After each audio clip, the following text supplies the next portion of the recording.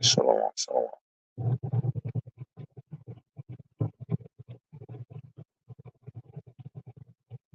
First and foremost,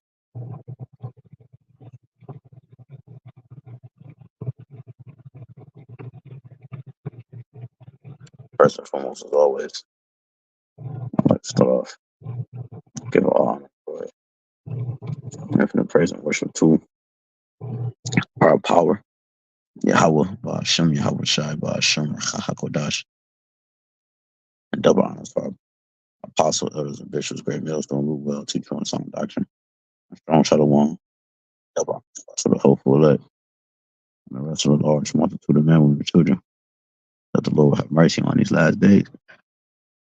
All right. Perilous days, perilous meaning dangerous. All right. Through the spirit and power, Yahweh Shemi on shout. Lord willing, Mr. Brother Kadash representing Jim, Branch and Cleveland, Lord willing, bring out a quick and edifying lesson. Just something real quick as I'm laying here, falling asleep. I just wanted to do this quick lesson because the elder brother out of Vegas, Karataza, right?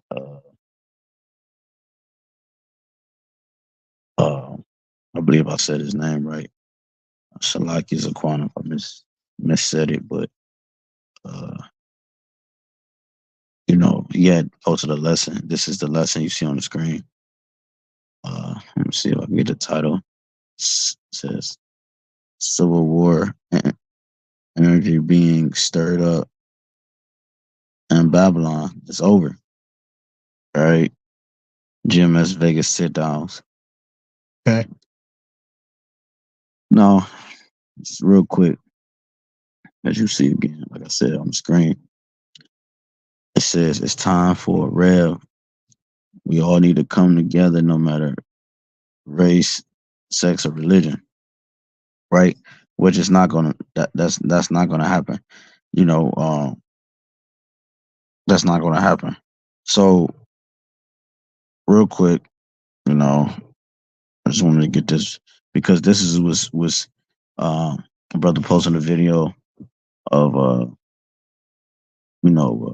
Walmart employee from Ukraine who was detained but was undercover, right? Happened last year in September. All right. Why does that matter? How does that relate to this? Because you have agents that work at your local Panera Bread, that work at your local car wash, that work at Walmart and various places. And you have stationed agents stationed for this upcoming chaos. All right. Apostle Tar just did a lesson called Order Out Chaos, which means order out of chaos. Order out chaos in Latin. Right. Order out chaos. There has to be some type of chaos in order for order to be established. And they're looking forward to this. Okay.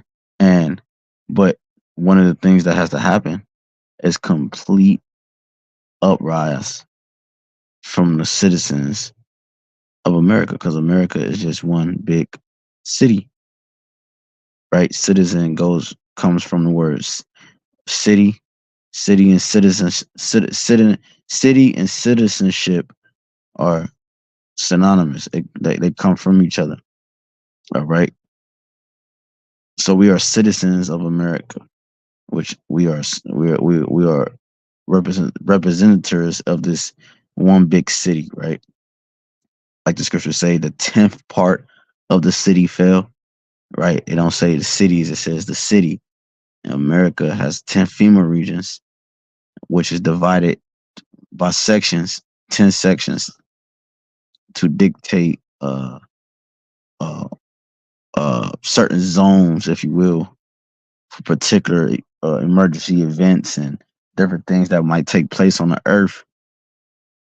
All right, or American soil. These zones are stationed and numbered okay, for these particular things.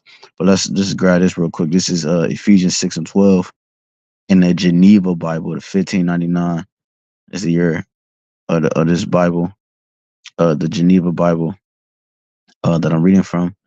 Ephesians 6 and 12, it says, "For we wrestle not against flesh and blood, but against principalities, against powers, and against worldly governors, the princes of the darkness of this world, against spiritual wickedness, which are in high places." See, so it said the worldly governors. This is why these people feel like they have to what? Rise up. This is why they feel like they have to rise up. Because if we can, if I may, just real quick, grab this word, Reva. I'm trying to be careful with my speech, okay? But this is hold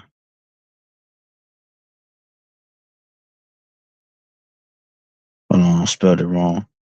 Just for the word Reva, right? As you see, that's what he says here. Now, when you watch this video, you obviously you get a better understanding. But I'm not gonna play it. I'm gonna just leave it here. But let me read this. So we read in Ephesians 6 and 12 in the Geneva Bible, which said what? Worldly governors. What? They're the darkness in the high places, right? They work with the spiritual demon Satan. They work with the demons on the left hand side, man.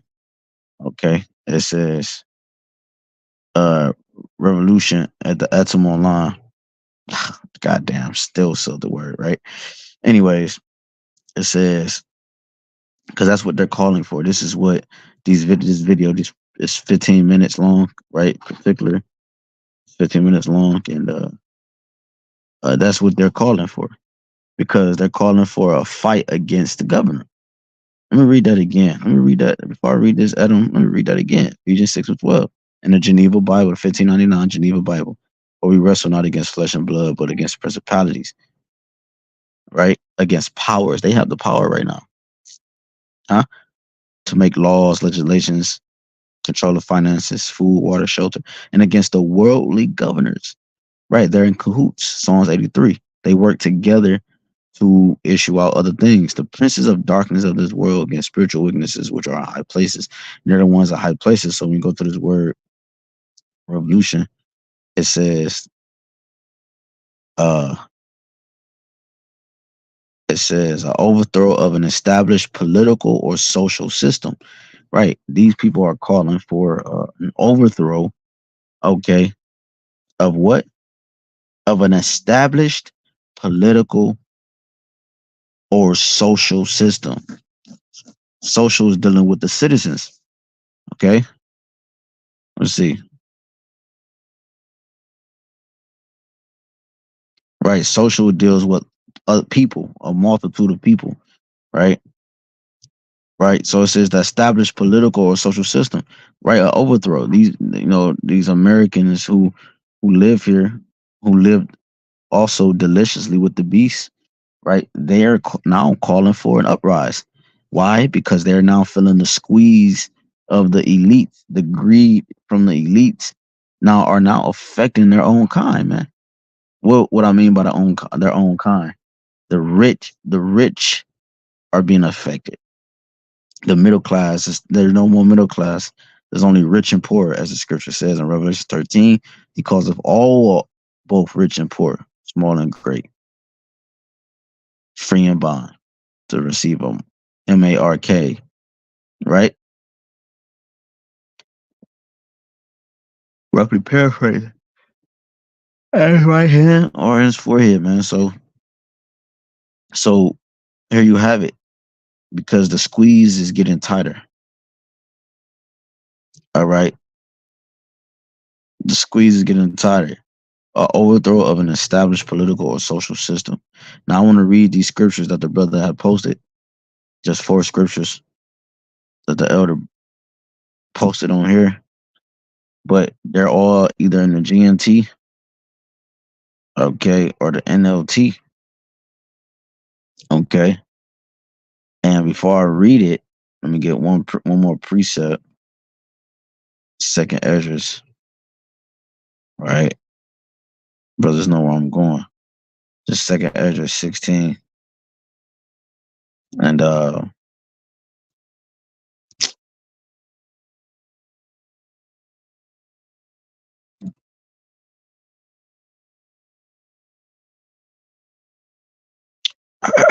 right, let's start at this is second Esdras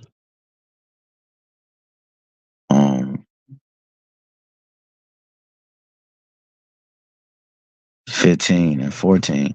Woe to the world, meaning destruction, death, right? Unaliveness. Woe to the world and them that dwell therein.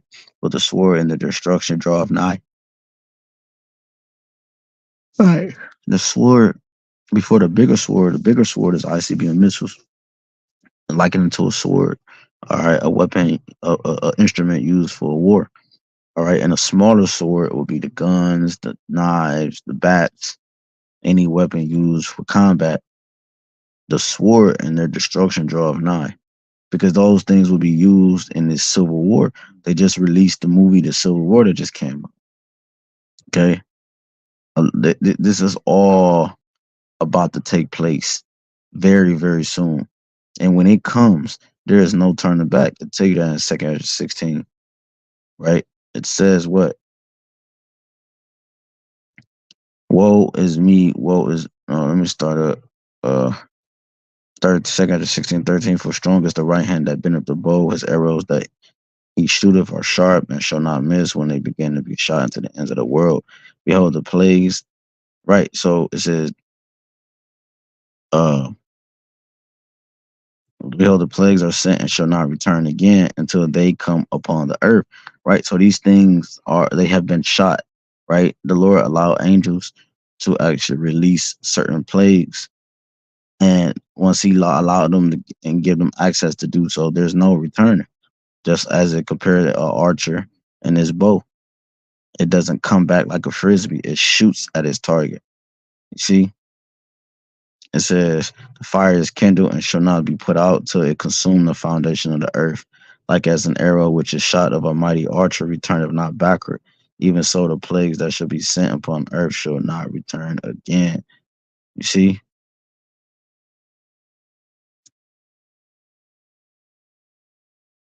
woe is me, who will deliver me in those days? The beginning of sorrows and great mournings, the beginning of famine and great death, the beginning of wars, and the power shall stand in fear. Beginning of evils, bad times. What shall I do when these evils shall come? You see? So, jumping back to 2 15 and 15, for the sword and destruction draweth nigh, and one people shall stand up and fight against another, and swords in their hands. This is what this is going to lead to. You got this guy right here looking like the dude off Higher Learning, right? And which I think dude is a Jake, but sometimes I'm not sure, right? But yeah, you got individuals like this who actually are combat ready. They have things stored away. They go to the gun range and because what this is going to do is it says they all need to come together. But what's going to happen is it's not going to be what he think it is. See, he's calling for uprise. But this uprise, it might start off as everybody, yeah, on the same mind towards the government, but eventually everybody have different what? It's not you can't come together with different race, sex, or religion. Everybody have different beliefs. So eventually their beliefs is gonna overshadow or overpower Salakia. I think overshadow could work, but overpower is better. Uh Overpower the main concept of why he's calling or individuals like him are calling for uprise. Right? They're aiming and pointing the finger at a particular enemy or target, which would be the government. But in reality, what's going to happen is you have agents amongst these. This guy might be an agent that's calling for a rev, right? But so what that's going to do is you got individuals that might be sincere, and you got individuals that are set up. So what it's going to do is going to lead to the next stage of a conflict within themselves. See, can two walk together unless he be agreed? Different political or different beliefs are going to interfere with one's uh play in this uprising, man. You see? That's why it says uh one people shall stand up and fight against another. You see? It says continuing 16, for there should be sedition among men. So this is all an entanglement, right? The uprising against the government, but also what? The the uprising between individuals. Because in the midst of the uprising against the government, people are not working. All right. In order to protest, you're not at your job. You're not doing this. You're not doing that. You're not continuing the life, the cycle of life, if you will. So therefore, it's a halt on it. So therefore, things lose. Right? Things are deplenished, which it causes a ripple effect on everybody. Just like the wars going on over the so-called Middle East is causing gas prices to rise and so forth. You see, you go into that word sedition, rebellion, uprising, revolt, fictitious commotion in the state. What state?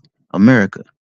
Concerted attempt to overthrow civil authority, violent strife between factions, civil or religious disorder, riot, rebelliousness against authority. And this is what he's calling for. You see? Why? Because food is high. Inflation, moving to hyperinflation. The gas prices is ridiculous right now. You know, it's going back up. We have the one chick that was just in front of the Congress or whatever they was meeting. I think they gave her a particular time to speak. She was going in on them because they just sent the 60 some billion to Ukraine, and she was complaining about what? The fact that America needs that money. The people paying taxes need that money, etc. The people are fed up, and they're fed up because the Lord allowed the truth to enter into the earth and to reveal and put the flashlight on this man's darkness, his thoughts. Okay, to put the light on his system, to put the light on what he's actually trying to do. Because once the squeeze got put on him, it allowed people to see what's actually going on to an extent. Oh man, they can't really pinpoint who exactly the devil, but that's the prophet's job. But they understand that darkness, uh, that's a dark cloud over the government that they trust.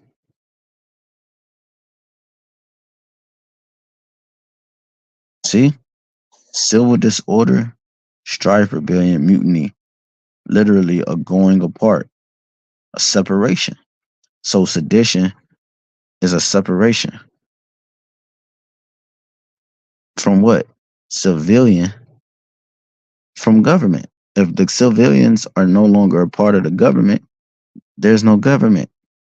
If they rebel and they overthrow the government, then there's no government. Because why? The civilians, the citizens uphold the power, give power to the government, if you will.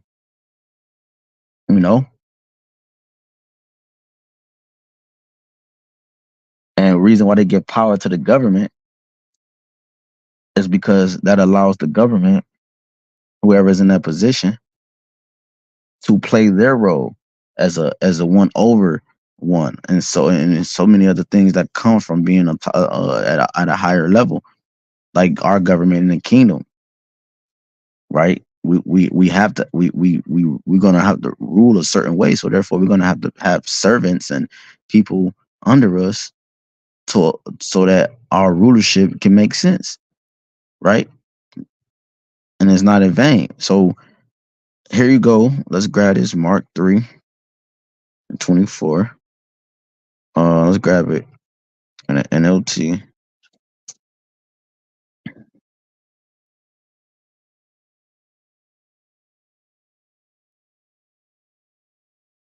This is Mark 3:24. It says, a kingdom divided by civil war will collapse. We just read in the word sedition a what? Literally a going apart, separation. See?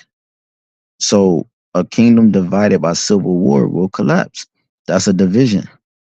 Let's see what civil war means if they have it as one word.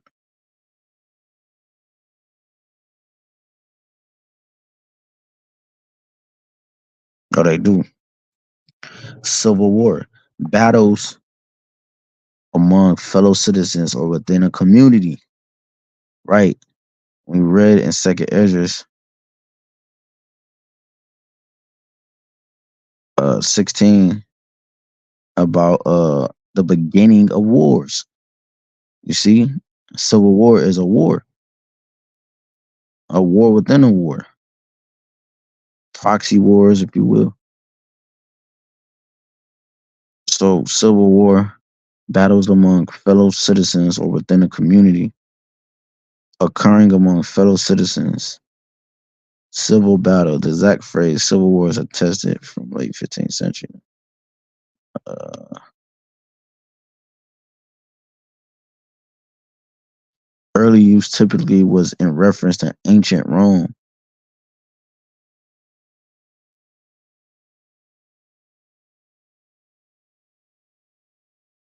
It says,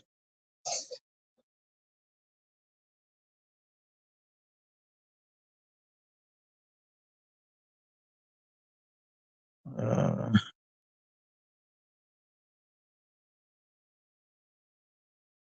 the war between the states, with which a good many Southerners prefer, is both bookish and that an utter mis.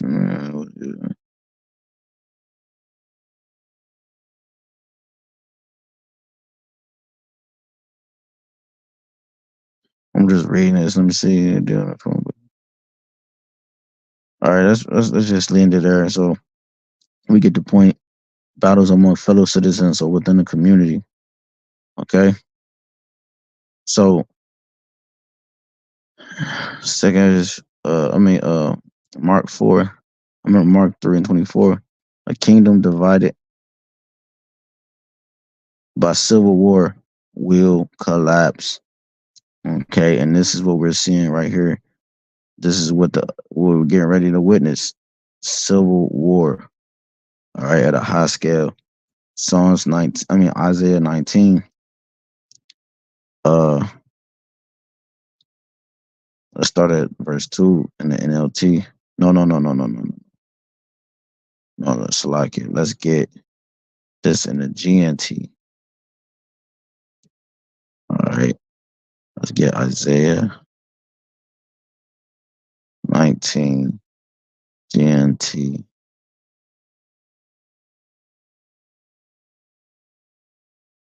The Lord says, I will stir up civil war in Egypt and turn brother against brother and neighbor against neighbor. Rival cities will fight each other and rival kings will struggle for power. I am going to frustrate the plans of the Egyptians and destroy their moral. They will ask the idols to help them, and they will go and consult mediums and ask the spirits of the dead for advice. See? So the civil war is going to take place because the Lord wanted to take place for the sake of prophecy. Because the first verse it said the Lord is coming to Egypt, riding swiftly on a cloud. The Egyptian idols tremble before him, and the people of Egypt should lose their courage. Right? This is in GNT. The Lord says, I will stir up civil war in Egypt and turn brother against brother and neighbor against neighbor. Rival cities will fight each other. Right. Niggas fight over football games. Like your city might be Baltimore, ours is Cleveland, and because you got a Cleveland jersey on, they might fight you if we got real beef. Or Pittsburgh, they take that shit serious.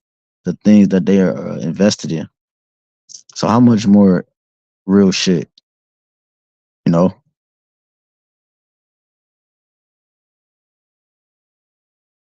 Let's get second Ezra's 9 and GNT. Again, these are precepts that the elder had posted on the video. Check out just 9 and GNT is at verse 3. There will be earthquakes, national rebellions, international intrigues, unstable leaders, and confused rulers. When you see these things happening, you will know that they are what the Most High Power has spoken about since the beginning of creation. You see?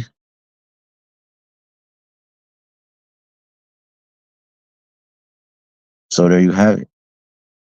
There will be earthquakes, national rebellions, right? International intrigue, unstable leaders, and confused rulers. That's why the Spirit had me start off Ephesians 6 and 12 with the governors on high places, you know?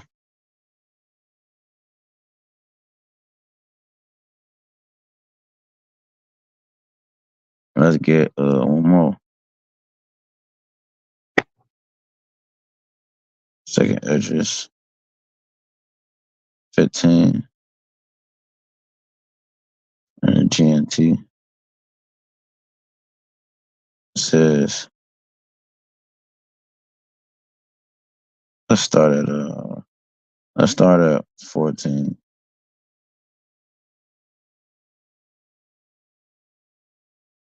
Bear with me, it's loading. All right. Second Esdras 15 and starting at verse 14.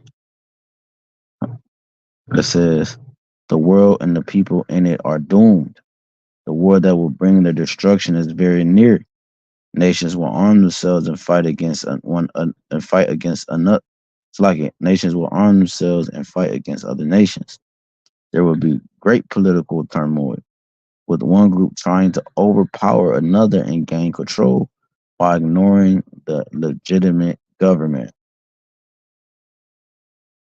See,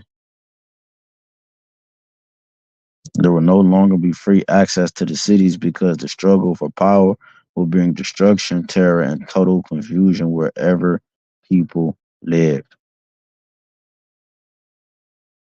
See? So there you have it. Turmoil. What did it say? There will be great political turmoil with one group trying to overpower another and gain control while ignoring the legitimate government. So there you have it. Like this guy said, this is what's coming, and this is going to lead to the last few prophecies being fulfilled. Jacob's trouble, right? Martial law, right? Jacob's trouble, the MOTB, and WW3. You see, once this happens, because this has to happen first. Then then the MOTB, etc. So we're right on schedule. We're right on time. Lord willing, this listen was edifying. I'd like to give all honor and glory, infinite praise and worship to again our power. YAHAWASHI, YAHAWASHI, BAHASHAM, HAQADASH. Double honors to our apostle and the great millstone. Peace, citation, hopeful.